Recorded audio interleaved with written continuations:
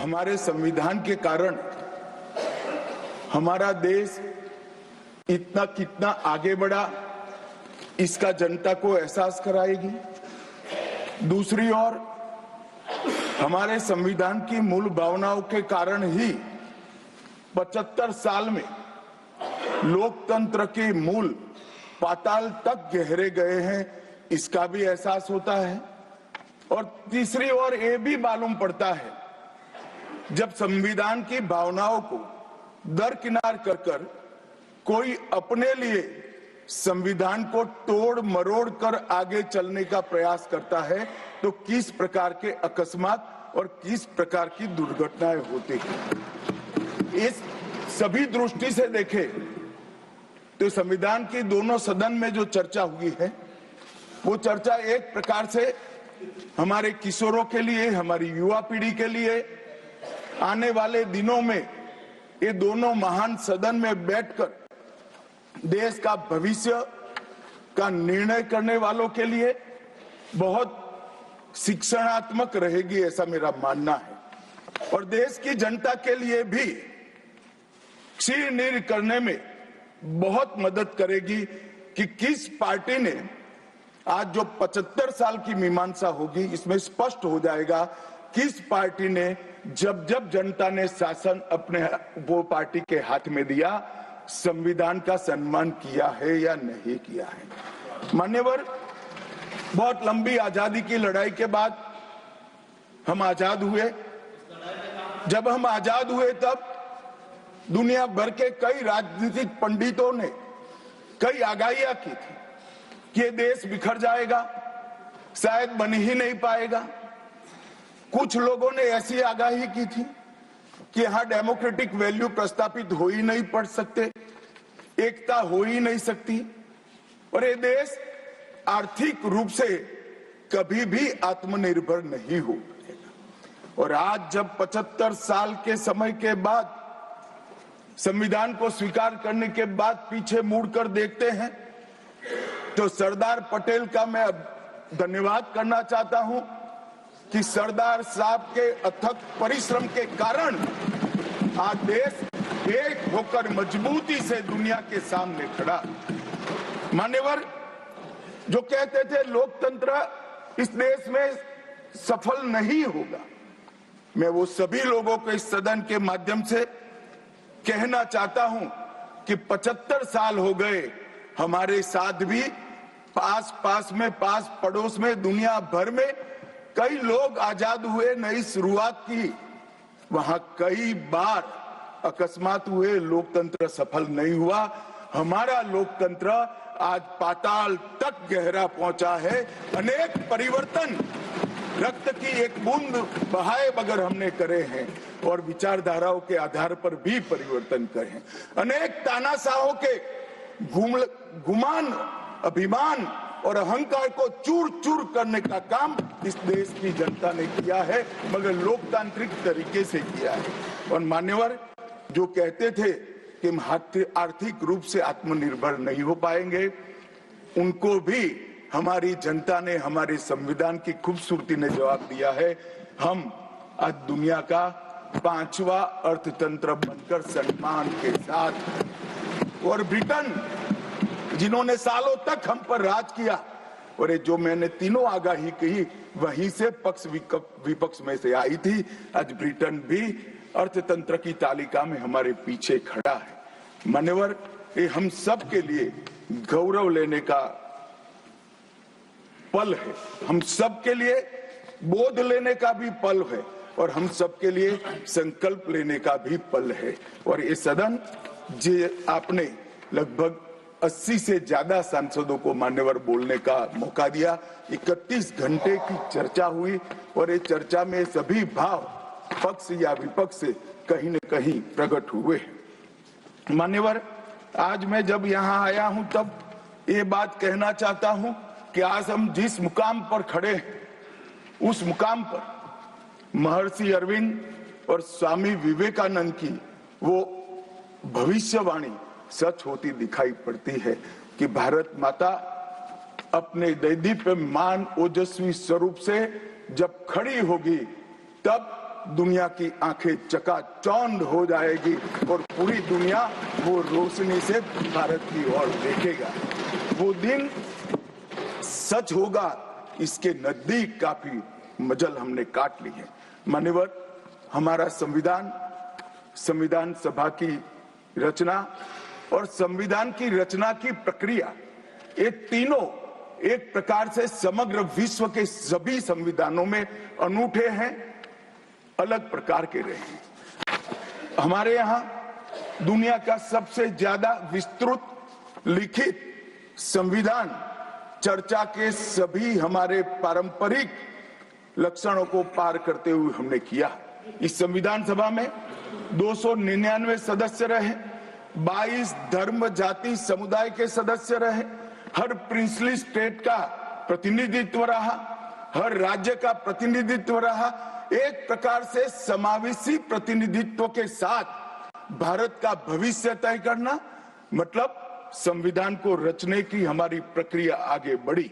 2 वर्ष 11 माह और 18 दिन तक अहर्निश चर्चा चलती रही, विस्तृत चर्चा चलती रही।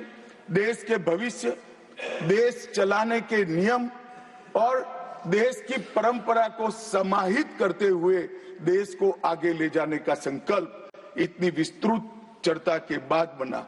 13 समितियों में कार्य विभाजन किया गया, 7 सदस्यीय ड्राफ्टिंग समिति बनी और जनता के अभिप्राय के लिए भी शायद ही दुनिया का कोई ऐसा संविधान होगा जिसका ड्राफ्ट पूरी जनता को कमेंट्स के लिए दिया गया और कमेंट्स पर भी बहुत डिटेल चर्चा कर उचित बदलाव भी किए गए। इतनी लोकतांत्रिक परंपरा से और प्रक्रिया से बना हुआ हमारा संविधान 295 अनुच्छेद, 22 भाग और 12 अनुसूचियों में बटा है और ये सभी संविधान के अनुच्छेद, भाग और अनुसूचियां वो विश्व में कोई भी संविधान से ज्यादा उदात्त और उत्तुंग मानव मूल्यों का सृजन करने वाले रहे हैं। मान्यवर, इसलिए हम सबको इस पर गर्व है और हम सब ये संविधान को हमेशा मस्तक झुकाकर प्रणाम करते हैं। मैं एक विशेष उल्लेख करना चाहूंगा मान्यवर, नंदलाल बोस जो गुरुवर टैगोर के अंतेवासी थे, बहुत बड़े कलाकार थे, इन्होंने 4 वर्ष का समय लेकर संविधान को सजाने का काम किया और उन्होंने जो संविधान लिखा गया था इसके अनुरूप घटनाओं को संविधान के अंदर उकेरने का भी काम किया। इतिहास, धर्म, संस्कृति और परंपरा, सबसे मानव जीवन के उच्च मूल्य देने वाली सभी संदेशों को, घटनाओं को उन्होंने चित्र रूप में यहाँ पर उकेरा। यहाँ पर भगवान राम का चित्र भी मिलेगा, बुद्ध और महावीर का भी मिलेगा, दशम पिता गोविंद सिंह जी का भी चित्र मिलेगा, गुरुकुल हमारी शिक्षा नीति कैसी होनी चाहिए इसका संदेश भी मिलता है, राम सीता लक्ष्मण वो एक प्रकार से हमारे अधिकारों का चित्रण करते वक्त दिखाए गए, भगवत गीता के संदेश का चित्र भी दिया, शिवाजी और लक्ष्मीबाई को भी यहाँ पर स्थान देकर देशभक्ति के उत्तुंग पाठ हमें पढ़ाए। नालंदा यूनिवर्सिटी हमारी प्राचीन शिक्षा पद्धति का हमें स्मरण कराती है और नटराज जीवन में बैलेंस कैसे होना चाहिए वो बैलेंस के सिद्धांत को भी प्रतिबिंबित करता है। मैंने आज थोड़ा यहाँ आने से पहले क्या क्या चर्चा हुई राज्यसभा में, उसमें हमारे एक सम्मानीय सदस्य ने कहा कि चर्चा का स्तर कितना नीचा हो गया है कि यहाँ चित्रों की चर्चा हो रही है। मान्यवर, अगर संदेश लेना नहीं आता तो संविधान का भी कोई उपयोग नहीं।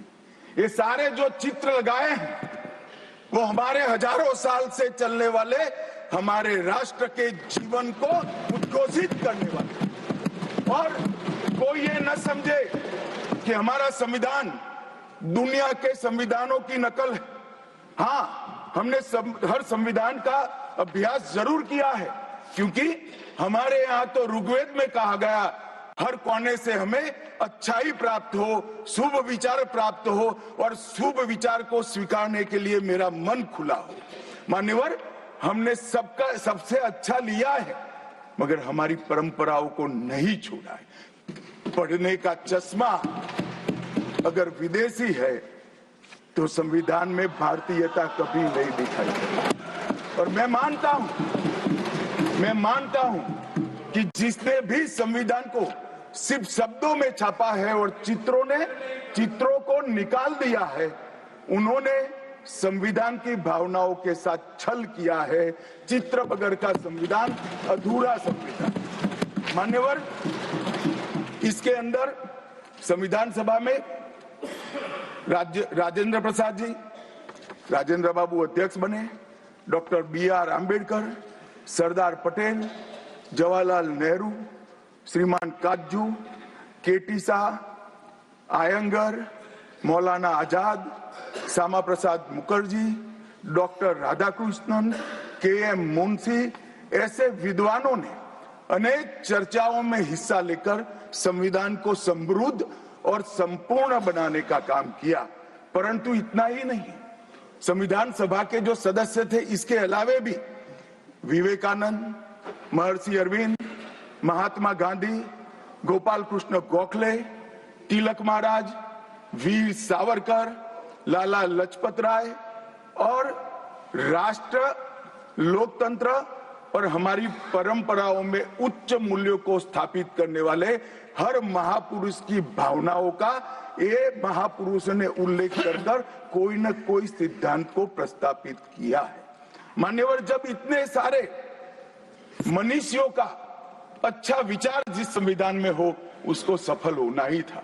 ये संविधान सफल होने के लिए संविधान सभा की चर्चा अगर कोई ध्यान से पढ़ेगा तो वेद, उपनिषद, चाणक्य नीति, विदुर नीति, शांति पर्व, रामायण और महाभारत, इसमें से निपजे हुए मानव जीवन के सभी मूल्यों को भी इसके अंदर हमने समाने का प्रयास किया था। मान्यवर, 75 साल हो गए संविधान को किस प्रकार से हमारे राजनीतिक दलों ने और हमारी पॉलिटिकल पार्टियों के साथ साथ हमारी सरकारों ने भी किस प्रकार से आगे बढ़ाया, इसकी भी चर्चा जरूर होनी चाहिए। मैं मानता हूं ये चर्चा समय उचित होगी।